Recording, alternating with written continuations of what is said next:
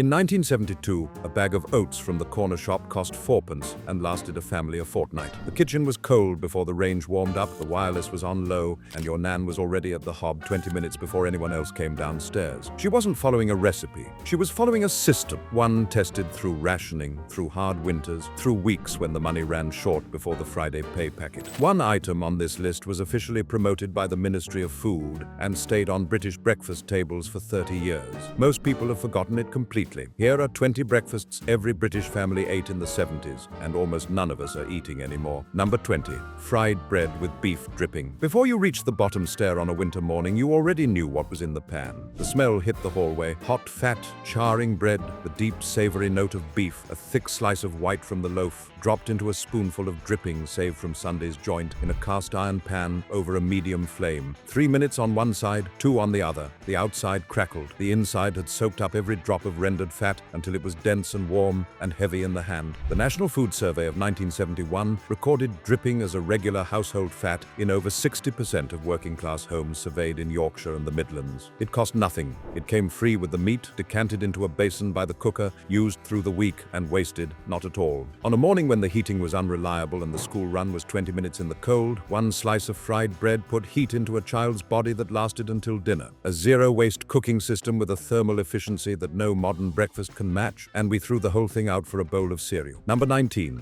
Toast soldiers with a soft-boiled egg. This was a timed operation, and the timing was everything. 4 minutes in a pan of water at a rolling boil. Not 3, not 5, 4. The white had to be set firm enough to resist the first soldier. The yolk had to be liquid gold, viscous enough to coat the bread, but not so runny it collapsed before the second dip. The toast was cut into strips before it hit the table, each strip thin enough to enter the egg cup without forcing. You had an egg cup. It probably had a chip on the rim. It had been in the family longer than you had, and it sat in the same spot in the dresser between uses. Women's Institute handbooks from the 1960s list the 4-minute egg as a foundational kitchen skill alongside pastry and stock. The whole breakfast took under 10 minutes and cost the price of 1 egg and 1 slice of bread. Today, in brunch cafes from Manchester to Bristol, the identical meal, sourdough soldiers, a soft egg, a small dish of butter, costs £14 and is described on the menu as a classic. The technique hasn't changed, only the price and the pretension. Number 18.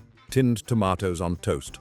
A tin of Heinz or Cross and Blackwell tipped into a saucepan, heated gently until the juice began to bubble at the edge, poured straight over a thick slice of toast placed in a bowl so nothing was wasted. The juice soaked down into the bread from the top while the base stayed firm enough to hold. The tomatoes were soft, slightly acidic, sweeter than fresh because the canning process had concentrated the sugars. The whole thing took 4 minutes and cost under 6p a serving in 1973. This was the weekday breakfast, when there was no time, when the bread was 2 days old, when the pan had to be on and off before the school bus came. Research published by the University of Reading confirmed that heat-processed tinned tomatoes contain significantly higher concentrations of lycopene than raw ones, a compound later identified as protective against several chronic conditions. Nutritional value higher than the fresh alternative, preparation time under 5 minutes, cost under 6p. What the ready meal industry now charges £3.50 for in a microwave pot was sitting in your nan's pantry for less than a tenth of that. If any of this takes you straight back to your mum's kitchen, hit subscribe. The items further down this list get stranger, and the science is even more remarkable. Number 17. Porridge with golden syrup. This was not a packet. Rolled oats, a cup measured by eye, because your nan had made this so many times the cup was a formality, put in a pan with water and a pinch of salt, stirred slowly for a full 15 minutes until thick enough that the wooden spoon left a trail, taking 3 seconds to fill back in. Then the syrup, Lyle's golden syrup, from the tin with the dead lion on the label. The spoon entered slowly and came out coated in something amber and slow, and you turned it over the bowl until the right amount had fallen. A bag of oats cost 4p in 1960 and lasted a working family through a fortnight of breakfasts. In Scotland, syrup was considered southern softness. The proper way was salt only, eaten standing up. In English kitchens from Wigan to Wolverhampton, the syrup was the reward at the end of the week when the oats had been bought in bulk and the tin was still half full. 4 people breakfasted for 2p. We now pay £3 for a single pot of artisan porridge in a paper cup, served by someone who calls it slow food. Number 16. Bread and butter with warm milk. Thick slices of white from the previous day's loaf, yesterday's bread, not today's, because it held together better in liquid. Buttered, torn into rough pieces, dropped into a deep bowl. A pint of milk warmed in the pan until it steamed but did not boil, poured over until the bread began to swell and soften. Sometimes sugar on top. The bowl was given to children who were ill, to elderly relatives who couldn't chew, to anyone on a morning when there was nothing else that required no effort to eat. The sound of it was the slow pour of warm milk into the bowl, then quiet as the bread absorbed it. An oral history collected by the Museum of Docklands in 2003 recorded a woman from Bermondsey describing this as the breakfast she associated most strongly with her mother. Not because they were poor, she said, but because it meant her mother was paying attention to what was needed that morning. There was no cooking skill required beyond warming the milk. There was a bowl, yesterday's bread, and a pan, and the result was something warm and soft and filling. Comfort that asked nothing of you except a clean bowl. Number 15. Bloater paste on toast. The jar was small and glass, with a metal lid that needed opening with the point of a knife run around the edge. Inside, smoked herring ground to a smooth, dark, intensely savory paste the color of wet slate. Spread on hot buttered toast, it delivered a concentrated umami hit built from the curing smoke and the fish oils and the salt of the cure. Nothing modern comes close to it. Bloaters were whole herrings smoked without gutting, which preserved the oils and intensified the flavor in ways that standard smoked herring did not. The paste was sold by every grocer in England from the 1890s through the late 1970s at a few pence a jar. East Anglian fishermen supplied the bloating houses at Yarmouth and Lowestoft, and their output fed the breakfast tables of the industrial Midlands and the North for the better part of a century. Then the British fishing industry contracted. Tastes shifted towards sweet spreads. The jars were discontinued gradually and without announcement. You can still find bloater paste in specialist delicatessens, usually alongside anchovy paste and potted shrimps. Most people walk straight past it because they have simply forgotten it exists. Number 14.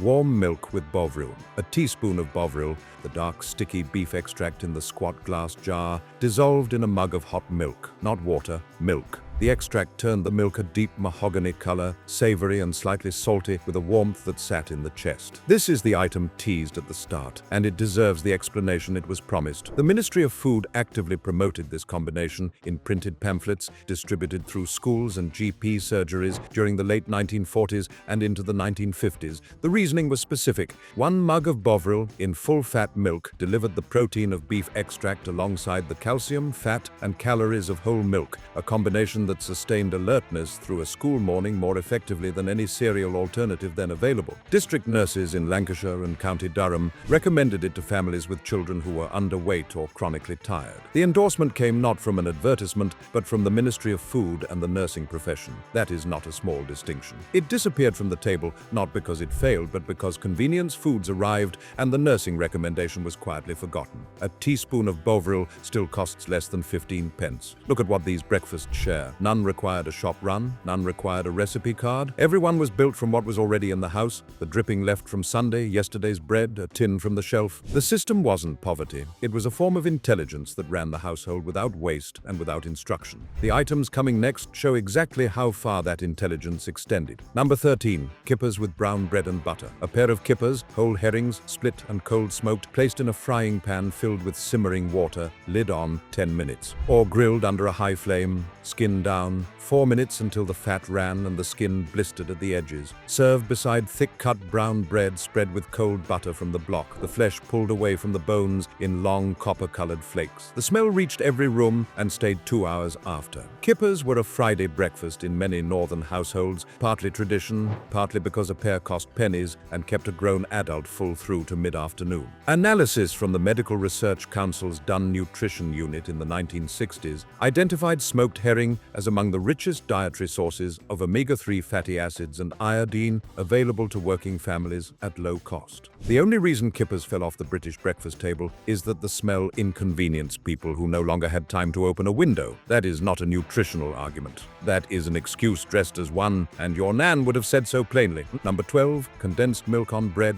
The tin was carnation, gold label, oval shape, the small hole punched through the top with the can opener's spike. You tilted the tin over a slice of white bread and waited. A thick, pale ribbon of sweetness fell in a single unbroken thread and spread across the bread under its own weight. You tilted until the right amount had fallen, then set the tin back on its side. This was a children's breakfast in working-class homes through the 1950s and into the 1970s, but not exclusively. Adults ate it on mornings when the bread needed dressing and nothing else was to hand. A tin lasted several days once opened. Calorie-dense, sweet, requiring no preparation beyond puncturing the lid. The principle is identical to the energy gels that endurance cyclists now purchase at £3 each to consume during races. One product is marketed with nutrition science and sold at a premium. The other came from a tin your nan kept in the pantry alongside the evaporated milk. She didn't need the marketing. She needed to get 4 children to school by 8:30, and the tin made that possible. Number 11, Cornish wafers with butter and marmalade.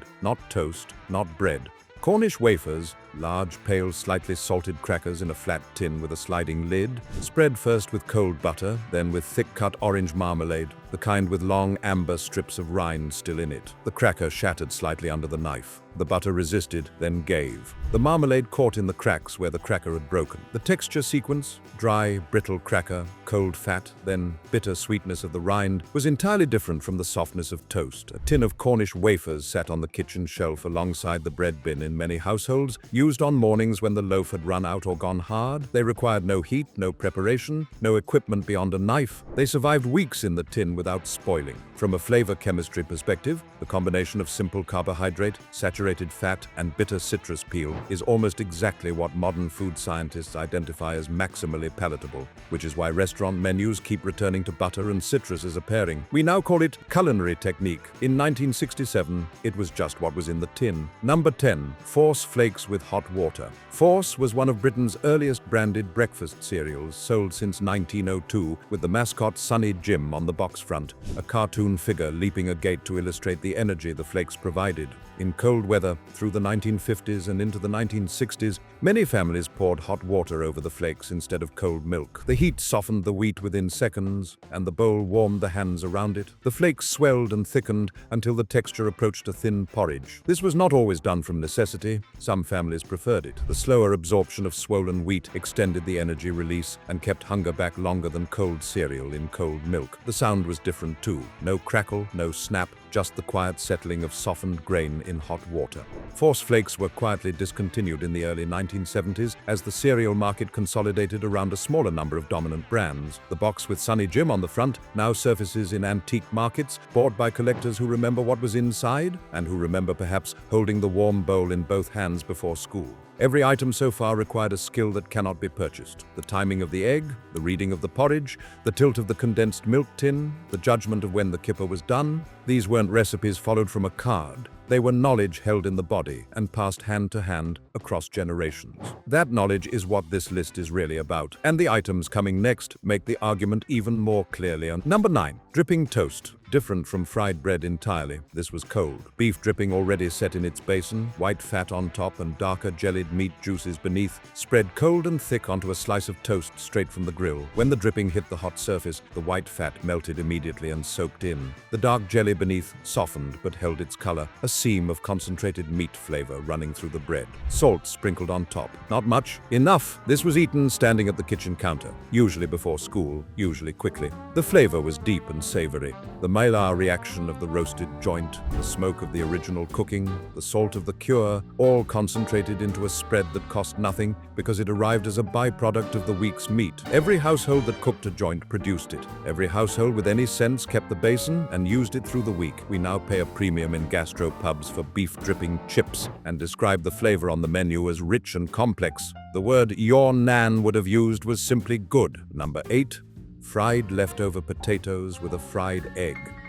Sunday always produced boiled potatoes left in the pan, more than was needed because undercooking the quantity wasted the burner's heat. On Monday morning, those potatoes were sliced into rounds half an inch thick and laid in a frying pan with a spoonful of lard, flame at medium, left alone until the cut edges turned golden and pulled away from the pan. One egg then, broken in alongside, fried in the same fat, the white setting around the yolk. The kitchen smelled of the crust catching on the pan, of the hot fat, of the egg white tightening at the edge, a sequence of smells as clear and timed as a clock. This is Bubble and Squeak's breakfast cousin. No cabbage, just starch and egg. The fat in the yolk and the carbohydrate in the potato together produced a breakfast that sustained through a working morning. More than nutrition, Sunday's effort fed Monday's morning. Nothing wasted, everything connected. Professional kitchens now charge extra for the principle and call it nose-to-tail cooking. Number 7, Marmite and peanut butter on toast together. This is the item that stops people cold. It was real. Through the late 1960s and the 1970s, the combination appeared on enough breakfast tables across Britain that it does not need defending as an eccentricity. It needs acknowledging as a genuine habit. The method was specific. Marmite first, spread thin and dark across hot toast. Peanut butter second, spread thicker. The two worked together slightly at the surface until they blurred into each other. The salt and umami of the Marmite cut the richness of the peanut butter. The fat of the peanut butter softened the intensity of the Marmite. On hot toast, the two warmed together into something neither was alone.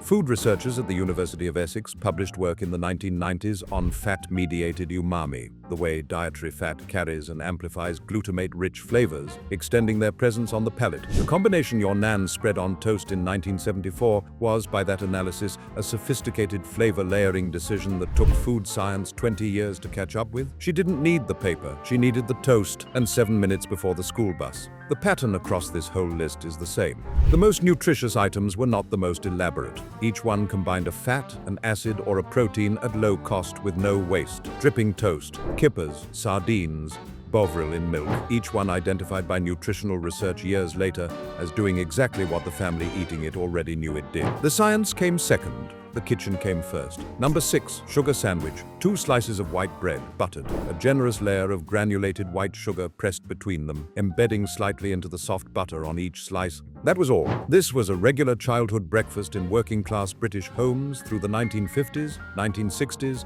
and well into the 1970s.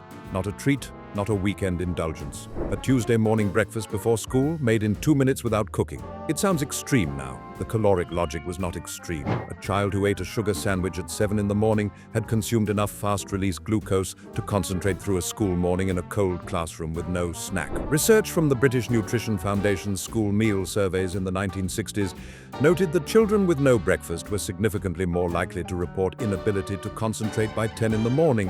The sugar sandwich was the answer. Quick, cheap, requiring nothing beyond bread, butter, and the sugar bowl. It's not how we would feed children today, but it was never random. It was a parent making sure a child left the house full, which is the oldest parental calculation there is, and the one that mattered most. Number 5, fried bread with HP sauce and tinned mushrooms. 3 elements, each cheap, none requiring more than 10 minutes. The bread first, a slice of white, fried in lard until golden and rigid, then turned. While it fried, a tin of mushrooms, small, grey-brown in a thin, salty liquor, tipped into a separate pan, brought to a simmer and reduced slightly. The bread plated, the mushrooms spooned over with some of their liquor, which soaked the fried surface from above while the crust held beneath. HP sauce last, poured slow from the bottle. Thick, brown, sharp with tamarind and malt vinegar, the same bottle that had sat on the table since before you were born. The acid of the sauce cut the fat of the bread and brightened the earthiness of the mushroom. Different textures demanded attention. Crisp bread, soft fungus, the resistance of the sauce against the spoon. This was a Saturday morning breakfast in households that could not justify a full fry-up every week, but could engineer something that felt like occasion from 3 components. The skill was assembly. The cost was 6pence. The result was a meal worth sitting down for. Number 4, bread and jam with a cup of strong tea. Not a snack, breakfast. Doorstep slices of white bread cut as thick as the bread knife, and your own judgment allowed, spread with strawberry or raspberry jam. Robertson's from the jar, or homemade from last summer's fruit, boiled down and set in glass jars on the pantry shelf. The tea was Tai Fu or PG Tips, brewed in a pot, 3 minutes minimum, poured through the strainer into a mug with milk already waiting. 2 sugars, dark enough to stand a spoon in. This was breakfast in an enormous number of British homes through the entire post-war period, not occasionally, not as a fallback, but as the planned weekday morning meal. It has been largely erased from conversations about British food because it seems too simple to discuss. Simplicity was the point. In a house where 4 people needed to leave between 7 and 1:30, where the school bus waited and the shift started, bread and jam and a pot of tea assembled in 3 minutes and delivered to 4 people without anyone standing at the hob. It worked every morning without exception. No recipe, no equipment, no margin for error. Number 3, semolina with jam. Ground durum wheat measured into a pan, covered with full-fat milk, stirred slowly over a low heat until the grains had swollen and the mixture thickened into a pale, slightly grainy pudding that held its shape against the spoon. Then into a bowl, warm, with a spoonful of red jam placed in the center, strawberry usually, stirred in until the white turned pink at the edges. The texture was smooth, but not entirely smooth. There was slight resistance in it, the grains still present, not dissolved. The Women's Institute Handbook of 1961 lists semolina as suitable for invalids, young children, and anyone recovering from illness, mild, easily digested, requiring no chewing. A bag of semolina lasted a family weeks and cost pennies. You could make it sweet or savory. You could make it thin or thick depending on the milk. It was given to babies, to toddlers, to elderly relatives, to anyone whose stomach was unsettled. The people who grew up eating it remember it with a physical precision unusual for any food. The texture is specific enough that it stays in the body's memory long after the smell and the taste have blurred. A warmth that is almost architectural. Number 2.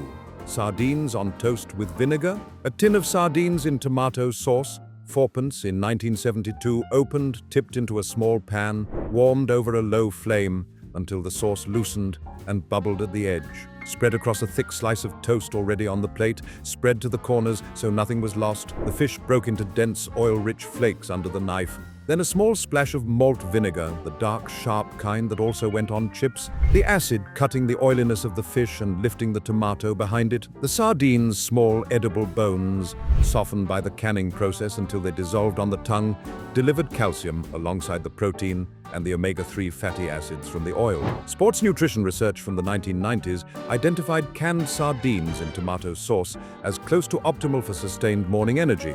Protein, healthy fat, calcium, and micronutrients in a single serving. A 4-penny tin outperforming every protein supplement that would be invented in the following decades. The tin was simpler, the tin was better, and it cost 4pence. Number 1. A cup of tea and 2 slices of plain buttered toast. No jam, no topping. Bread put under the grill and watched, not timed, watched, until the surface had colored to pale gold and the edges caught slightly, charred enough to smell of smoke when you lifted it out. Buttered while still hot so the butter met no resistance, disappeared into the bread until the slice was heavy with it. Tea made properly, pot warmed first, leaves measured in, 1 spoon per person and 1 for the pot. Water poured over at full boil, 3 minutes, poured through a strainer into a cup with milk waiting. The National Food Survey tracked this from the 1950s through the 1970s as the single most common breakfast combination across all income groups in England, Wales, and Scotland. Not because nothing else was available, because this done correctly was enough. The toast was warm, the butter was real, the tea was exactly as strong as it needed to be. A day begun with something warm and real and made with attention is a day begun well. That is not nostalgia. That is a standard most of us have quietly let slip,